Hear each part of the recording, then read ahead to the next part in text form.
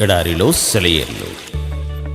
July 21వ తేదీ కొరకు వ్రాయబడిన ఈ భాగాన్ని మీకు చదివి వినిపిస్తున్నది సహోదరుడు పాల్ సుందరం. ఇంకొక్క మారి ఆ బొచ్చు చేత శోధింప సెలవిను. న్యాయాధిపతుల గ్రంథము 6వ అధ్యాయము 39వ వచనం.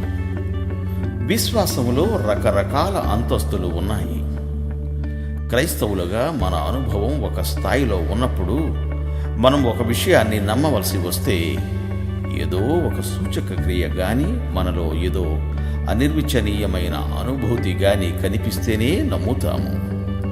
గిద్యోను లాగానే మన దగ్గర గుర్రెబొచ్చులున్నాయి. అది చెమ్మగా అయితేనే మనలో నమ్మకం కలుగుతుంది. ఇది యథార్థమైన విశ్వాసమే గాని పరిపూర్ణమైనది కాదు. ఈ విశ్వాసం కేవలం దేవుడి మాటే గాక ఏదైనా సూచక క్రియ కూడా ఉండాలని చూస్తుంది. అయితే మన అవగాహనతో నిమిత్తం లేకుండా పూర్తిగా దేవుని మాట మీదే నమ్మకం ఉంచడం విశ్వాసంలో చాలా పైమెట్టు. ఇలా నమ్మడం ధన్యకరం. మూడో మెట్టు కూడా ఉంది. మొదటిదేమిటంటే, ఒక పని జరుగుతుందని మన మనస్సుకి నమ్మకం కుదిరితేనే విశ్వాసం ఉంచడం. రెండవది, అలాంటిదేమీ లేకపోయినా దేవుని మాట మీదే ఆధారపడి విశ్వాసం ఉంచడం.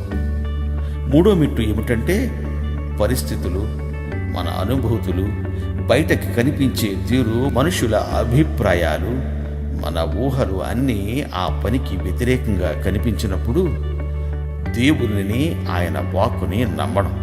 అపోస్తుల కార్యముల గ్రంథము 27వ అధ్యాయము 20వ వచనం నుండి 25వ వచనం వరకు ఉన్న భాగములో పౌలు ఇలాంటి విశ్వాసాన్ని కనపరిచాడు.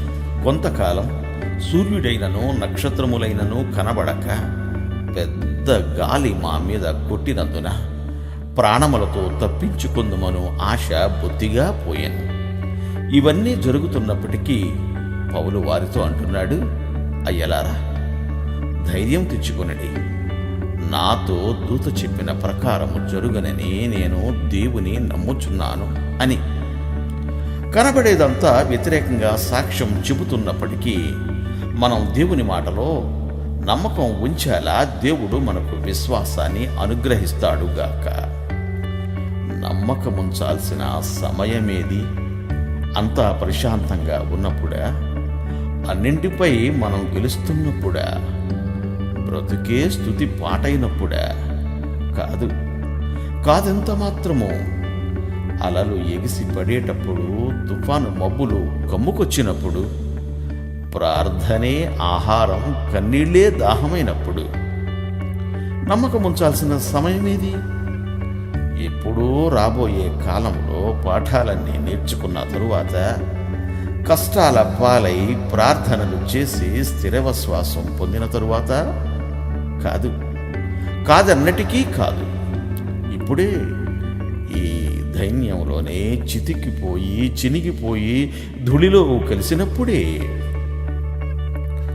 నమ్మకం ఉంచాల్సిన తరుణమేది? మిత్రులంతా సఖ్యత చూపుతున్నప్పుడా? సౌఖ్యాలు కురిసేటప్పుడా? నేను చేసే ప్రతిదానిలో నాకు మెప్పు కలుగుతున్నప్పుడా? కాదు, కాదంత మాత్రము. అంతా నన్ను ఏకాకి చేసినప్పుడు, ఆధారాలన్నీ కూలిపోయినప్పుడు. నమ్మకముంచాల్సిన తరుణమేది? ఆశలు బావుటాలై ఎగిరినప్పుడా? ఆకాశంలో కాంతి నిండినప్పుడా? హృదయంలో హర్షం పొందినప్పుడా? కాదు, కాదెంత మాత్రము. సంతోషం అడుగంటినప్పుడు, దిగులు మెడను వంచినప్పుడు, దేవుడు తప్ప మిగతాదంతా మరణం శూన్యమైపోయినప్పుడు. దేవుడు మిమ్ము దీవించుగాక. ఆమేన్, ఆమేన్.